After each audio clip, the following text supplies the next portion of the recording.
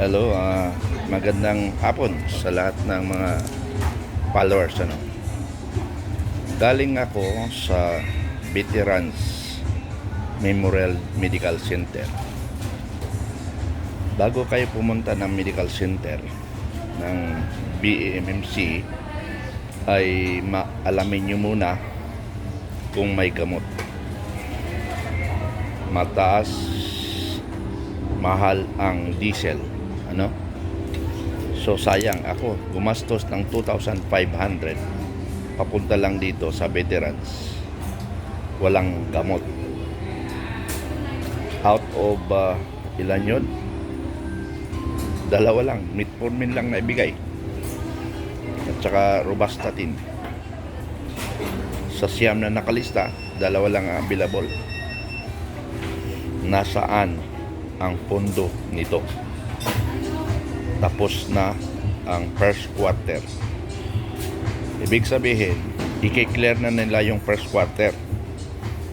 Tapos wala pang nabibili. Anong ibig sabihin yan? In short na usapan, malilibre nila ang isang quarter sa gamot. Ang masaklap nito, pati pasyente walang gamot, pinabibili pa nila. According sa kanila yan, hindi sa akin pinabibili nila ang pasyente nila ng gamot. So crisis na matawag ito sa Veterans Hospital kasi wala silang gamot. I-hospital yun So ang available lang dun oxygen, para pag nagingalo ka, i-oxygen ka na lang. Nako, Diyos ko, nasaan ang pondo nito? Anyway, mga kabarok, bakit nga lang ba nandito lang sa Manila ang veterans? Bakit hindi ba marunong kumain ng gamot ang mga taga Mindanao, ang taga Bisaya? Ang masaklapan nito, mga kababayan, mga kabarok, nagtayo sila ng mga extension office dito rin sa Luzon. Di ba panggagago na naman yun? Pinagyabang ito ni Secretary Chudoro. Pero hindi practically. Nagtayo sila sa Lipa City at sa saan ba yung tinayo nila? Sa Nolcom yata. Puro Luzon. Ibig sabihin yung taga Mindanao at saka Bisaya hindi marunong kumain ng gamot. But anyway, isa yan sa eye-opener ko sa PIBAW. Yan ang challenge ko sa PIBAW ngayon. Nakaka-insulto ito sa ibang kabaro natin. Ang nakaka-survive lang dito yung taga Manila. I-polluted ng Manila, magtakbuhan na naman tayo lahat sa Manila. Bakit yung hindi yung Lipa dinala sa Bisaya kahit papaano? Yung nasa Region 3 dinala sa Mindanao kahit papaano, nakakatulong yun. Ewan ko ba anong pag-iisip nito, parang anak buhay lang yata ang ginawa nila. Pag may project, may kita. Yun yung masaklat dito. I'm not talking for Marcos administration baka sabihin nyo na Marcos administration sabi ko nga sa inyo, I started my anti-corruption since 2020 during the pandemic. At saka yung differential nyo, ako ang nagbulabog yan. Testigo si Captain Bolter Incras dyan. Testigo si Bolter Incras. Kasi nag-usap kami bago ko umaksyon dahil yung mga detalye ay galing kay Captain Incras yan. So mga kababayan, huwag kayong basta pupunta ng veterans kung wala kayong information dahil sayang ang pagod ninyo. Kawawa kayo. Mahal ang gasolina ngayon. So yun lang ang gusto kong iparating sa inyo. At saka sinadjust ko ito nga pala sa doon sa pharmacist. Sinadjust ko sa pharmacist. Tama-tama nandun yung welfare nila, moral and welfare. Sabi ko, tama, public pala. I-announce nyo ito. Biglang pinalis yung personnel ng public relation nila. Iparating nyo sa taong bayan. Pinalis nila. Sana, ma'am, alin ang tama, mga kababayan, mga kabaro. Yung i-announce niyo na wala kayong gamot, ipaparat sa taong bayan, o hayaan nyo na lang na dumating sila na walang matanggap na gamot? Anong practical doon?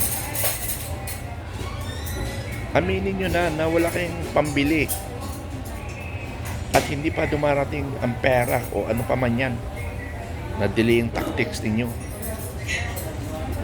Pero naunawaan ko yung pharmacist head dahil isama lang tagasunod siya.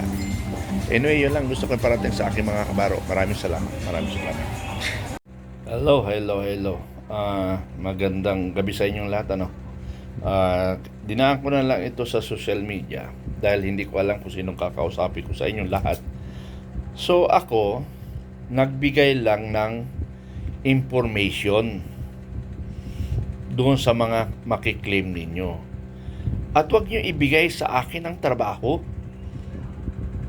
Nagpaparating lang ako sa inyo ng information na may matatanggap kayo na hindi nyo pa natatanggap at hindi nyo siguro alam ang iba, na yung differential nyo naging munis, principal ka man or widows. Kaya ginawang munis kasi kung patay na yung mag-asawa, ang tawag na nila doon ay munis, hindi lang sa widows. Yung widows patay na rin, sino nang kukuha? Di ba? Siyempre, nearest relatives. So yun mga kasama. 2000 to 2012. Ulitin ko, ang daming. Diyos ko naman, nahihirapan ako sa inyo. Sabi ko nga sa inyo, 1 plus 1, itatanong niyo pa sa akin. Dapat magtanong na lang kayo kung hindi niyo naintindihan. Please lang. Itanong nyo na lang sa nakakaintindi. Marami nakakaintindi rin dito sa mga comment nila Ang sinasabi na, sir, salamat sa information. Sir, salamat sa tulong mo. So, understood na nila yung sinasabi ko. Diba? So, kayo, bakit hindi nyo naintindihan? Ano? Yun yung problema. Kaya nga, sa totoo lang nakukuhaan ko na naramdaman ko na kung bakit mga minsan walang hiya na yung mga taga PGMC. Dahil hindi makukulit, wala kayong alam sa tinatanong ninyo. Dapat kung wala kayong alam, para hindi kayo makaistorbo ng tao at makatagal, wala nang kwento, diretso to the problem. At hindi nyo alam, magtanong kayo yung taong nakakaalam, magpaturo kayo, or sila nang kakausap doon sa PGMC. Ikaw tatawag, sir, ipasa ko kayo doon sa nakakaintindi ko. Yun, para hindi kayo nagkukulitan Hindi nyo nga alam Alam ko, sorry pero nahawa ako sa inyo. Kung hindi nyo alam, magtanong kayo para hindi magtagal ang pag-uusap nyo. Tama na yung 1 minute na mag-usap kayo. Matagal na yung 2 minutes. Kasi pagod na rin ang PGMC. Tingnan mo, PGMC nagreklamo na marami sila versus nag-iisa ako. Tapos sinisweldohan sila. Ako wala. Tingnan nyo ang rasyonale doon, di ba? Wala akong sweldo. Hindi niya ako pinagtatrabaho, tawag kayo ng tawag. Kaya yung iba, naintindihan ko, sir, pasensya ka na lang kasi talagang ganito. Hindi ko alam talaga, gusto ko lang iklaro. Mga ganong salita, hindi. Sir, pakikuhan nga yung sir, ganito, pakipuan nyo sa PIBAW. Ay, Diyos ko naman. Hindi nyo ako empleyado, nagbibigay lang ako ng information sa inyo. So, ulitin ko sa mga hindi nakatanggap ng differential, baluman, principal, or pamangkin, or anak. Namatay na kasi lahat yun Ang natira pamangkin. Okay, munis. Kasi mayroon taga PGMC, hindi rin alam ang munis. Commodore Cases. Marami kang tauhan na tanga rin, hindi alam. Pero mo, makipagdebate, mabuti yung sundalo, marunong makipag-usap. Siya pang nagpaliwanag doon sa sundalo nyo na ito yung munis. Ang munis ay lahat pwede. Ibig nyo sabihin, patayin ko muna yung sarili ko para makuha yung munis ko. Parang gano'n ang ibig sabihin ng sundalo ng taga-PGMC. Sa Port Magsaysay yun, ha? Port Magsaysay, Sergeant Navarro. Classmate ko pa yata ang tatay nito sa high school. Sa Port Magsaysay, ano? So, ina-assist ko lang kayo. Huwag niyo ibigay sa akin trabaho. Anong requirements, anong what. Pumunta kayo sa PGMC. Pumunta kayo kung anong finance center kayo o nag-asikaso sa finance nyo. Kung Philippine National Police ka, Coast Guard ka, ano ka pa man, basta may nirelease na differential na 12 years or 12 years and a half up to 13, 2000 to 13. Hindi ko na klaro dyan kasi may 12, may 13, ano? So, basta dyan, nandyan yung differential. Doon na kayo pumunta sa PGMC o sa anumang branch of service kayo.